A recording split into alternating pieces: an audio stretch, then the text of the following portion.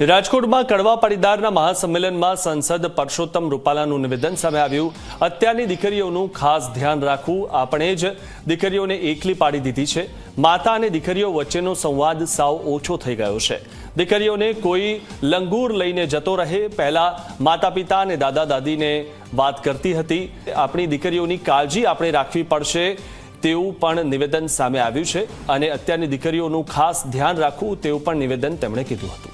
અને એમાં પણ મારો મત છે કે માતાઓ અને દીકરીઓ વચ્ચેનો સંવાદ જે ઘટ્યો છે એને કારણે પણ દીકરીઓની આ સ્થિતિ છે એવો મારો મત છે।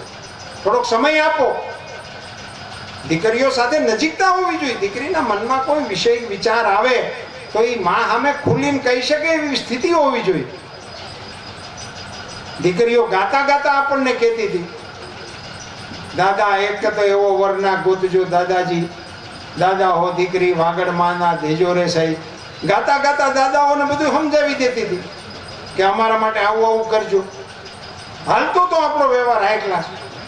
હવે એ દાદાને નથી કહેતા, બાપાને નથી કહેતા, માને નથી કહેતા, અને બધાને મૂકી અને લંગૂરની પાછળ વહી આવે।